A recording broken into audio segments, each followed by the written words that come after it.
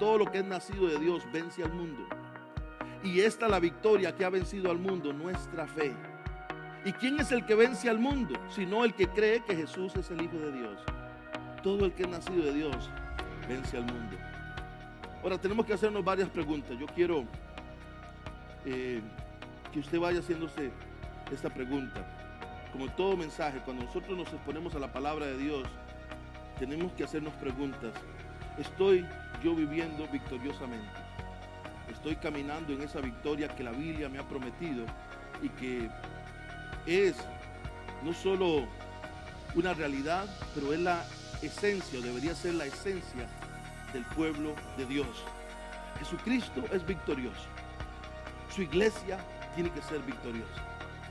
Ahora, vamos a entrar en algunos detalles, pero por ejemplo, Pablo dice en 2 Corintios capítulo 2, verso 14, pero gracias a Dios que en Cristo siempre nos lleva en triunfo y que por medio de nosotros manifiesta la fragancia de su conocimiento en todo lugar. Pero gracias a Dios, el cual nos lleva siempre en triunfo. La realidad bíblica para nosotros es, según Pablo, que vamos a ir de triunfo en triunfo, que debemos cada día mirar, y no solo mirar, vamos a ser testigos de que estamos triunfando en lo que estamos haciendo. Esa es la realidad bíblica, pero es la realidad actual en la iglesia. Esa es la realidad actual para cuando usted se ve en el espejo, cuando termina el día y usted dice, estoy triunfando, estoy victorioso. Muchas veces no parece ser la realidad. Y no es porque no parezca, es que muchas veces no es la realidad. Y yo le voy a explicar por qué no es la realidad. No es que no hay victoria en Cristo Jesús, la victoria es segura. La victoria es más que 100% segura, es garantizada. Usted es como cuando a usted le dan un cheque en blanco con la firma de un hombre que tiene mucho dinero. Usted lo único que necesita saber es que la firma de esa persona está allí. Y lo demás usted no se tiene que preocupar. Cristo nos ha asegurado la victoria. Pero, por ejemplo, hablando de Israel, antes de que Israel viera victorias como las que cuenta aquí de David. David es el segundo rey de Israel. Y cuando yo estaba observando esos versos, hermano, me quedé pensando en ellos. Son esos versos que saltan y dicen, predíqueme, predíqueme. Son los versos que usted dice, aquí hay un mensaje. Y decía el verso 6, pero, o porque más bien, perdón, verso 6, capítulo 18, verso 6, porque Jehová daba la victoria a David donde quiera que iba. Y note eso, donde quiera que iba. O sea, donde David se paraba, ahí tenía victoria. Hacía guerra con quien fuera, ahí tenía victoria. Tal vez no nos parezca muy lindo el sistema de la guerra, hermano, y ahí habla de miles de muertos y todo esto, pero el mensaje es que David era un rey victorioso. Israel estaba experimentando victorias, pero ciertamente no fue así para Israel todo el tiempo. Yo quiero leerle un pasaje y quiero que me acompañe. Está en 1 Samuel. Dijo pues aquel hombre a Elí, yo vengo de la batalla, he escapado hoy del combate. Y Elí dijo, ¿qué ha acontecido, hijo mío? Y el mensajero respondió diciendo, Israel huyó delante de los filisteos y también fue hecha gran mortandad en el pueblo. Y también tus dos hijos, Ofni y Fines, fueron muertos y el arca de Dios ha sido tomada. Y aconteció que cuando él hizo mención, no cuando mencionó a sus dos hijos, y aconteció que cuando él hizo mención del arca de Dios, Elí cayó hacia atrás de la silla, al lado de la puerta, y se desnucó y murió, porque era hombre viejo y pesado. Y había juzgado a Israel 40 años.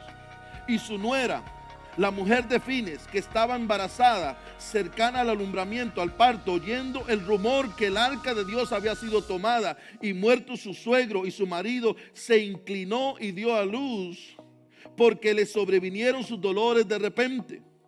Y al tiempo que moría le decían las que estaban junto a ella, no tengas temor, porque has dado a luz un hijo. Oiga lo que decían, mas ella no respondió ni se dio por entendida, y llamó al niño Icabod, diciendo, o que significa, traspasada la gloria de Israel por haber sido tomada el arca de Dios y por la muerte de su suegro y de su marido. Dijo pues, traspasada es la gloria de Israel porque ha sido tomada el arca de Dios. David, y la historia que estamos leyendo en Primera de Crónicas sucede un poco tiempo después de esta historia. Antes de que Israel tuviese reyes, siendo Saúl el primero, Israel tenía jueces. Y no son como los jueces que usted ve en la corte aquí en la municipalidad. Esos jueces eran una cosa diferente, eran hombres de guerra, eran caudillos, eran militares. Y no juzgaban, lo que hacían era salir con un poco de gente a hacer guerra y daban victorias a Israel. La Biblia le llama jueces. Hubieron muchos jueces. De hecho, hubo una mujer llamada Débora que se levantó como juez en Israel. Y estos jueces, antes de todo eso, se movía este tipo de gobierno. Durante este tiempo, por lo menos, era Samuel el que dirigía al pueblo de Dios, era el profeta de Dios. Israel está saliendo a trabar una batalla en un lugar llamado Ebenezer con los filisteos. Y ellos están teniendo una batalla y caen 4,000 hombres de Israel, 4,000 muertos. Y ellos se hacen una pregunta en el capítulo 4, verso 3. Cuando ellos ven 4,000 de sus hermanos caer, la pregunta es importante. Está ahí en 1 Samuel conmigo, capítulo 4, verso 3. Cuando volvió el pueblo al campamento, los ancianos de Israel dijeron, vea la pregunta, ¿por qué nos ha herido hoy Jehová delante de los filisteos? La pregunta no fue, ¿por qué los filisteos nos mataron? ¿Por qué los filisteos nos mataron 4,000 hombres? No, esa no fue la pregunta. ¿Por qué Jehová nos ha herido? Pastor, ¿qué es lo que está diciendo? Yo estoy hablando de victoria. Y estoy hablando que David tuvo victoria donde quiera que iba. Pero Israel tuvo muchas derrotas antes de experimentar victorias. Y ciertamente tuvo derrotas después de David. Ellos están haciendo una pregunta. ¿Por qué es que Jehová nos ha herido? No el enemigo. Porque yo quiero decirle algo esta mañana. Escúcheme bien, mi hermano. Cuando un cristiano está siendo derrotado, no es porque el diablo es muy poderoso, no es porque el diablo es muy fuerte y porque el diablo es muy astuto, es porque Dios quizás no está peleando de tu lado. Es porque hay algo en mí que ha hecho que Dios no salga a la batalla conmigo. Y no es que yo estoy diciendo que la culpa es de Dios, eso no es lo que estamos diciendo. Estoy diciendo que el enemigo jamás podrá derrotar a la iglesia de Cristo si la iglesia de Cristo está donde tiene que estar.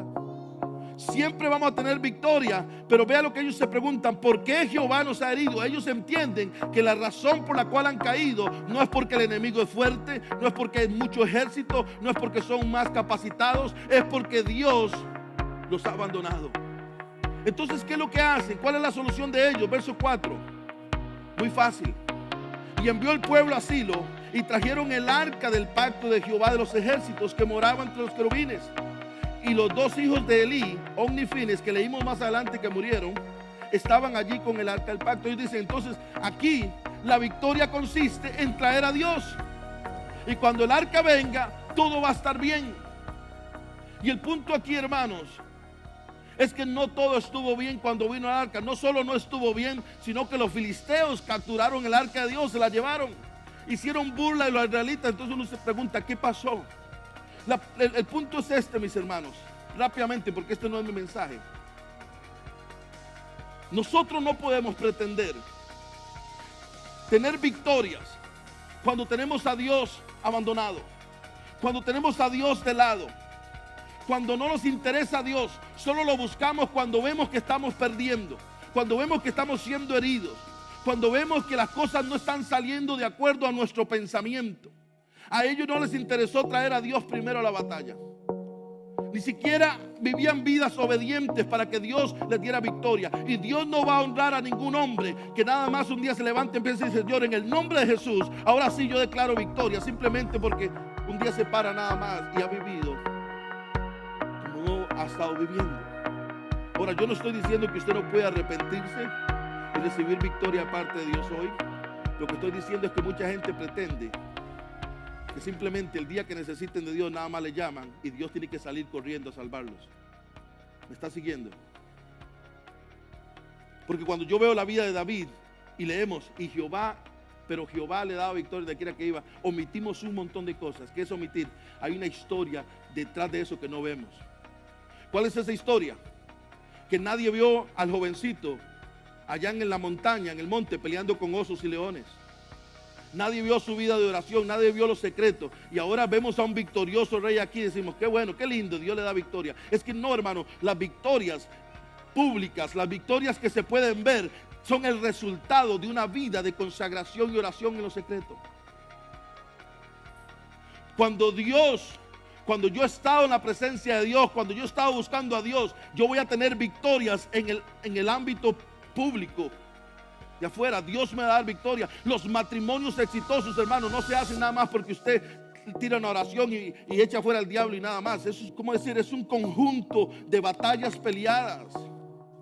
Hijos victoriosos, hijos sanos, hijos que amen a Dios. No es casualidad. Tiene que ver con gente que ora, con gente que busca la presencia de Dios. Entonces, el pueblo dijeron, traigamos el arca y todo va a estar bien. Bueno, ya leímos la historia. No solo los dos hijos de Fines murieron, de Elí murieron, Fines y Ofni. Elí se desnucó cuando escuchó que el arca había sido capturada. La nuera dio a luz y murió en el parto. Y maldijo al niño porque le puso un nombre terrible. Bueno, lo marcó. Se llama Icabod. O Icabod, la gloria de Dios se ha ido. Dios nos ha dejado. Y cuando Dios se va, hermano, de tu vida, cuando Dios se va de un hogar, lo que empieza a venir es derrota tras derrota. Y no es simplemente ir y quitarle el polvo a la Biblia y decir, tiene que haber una transformación de arrepentimiento, de búsqueda de Dios, de volver al Señor.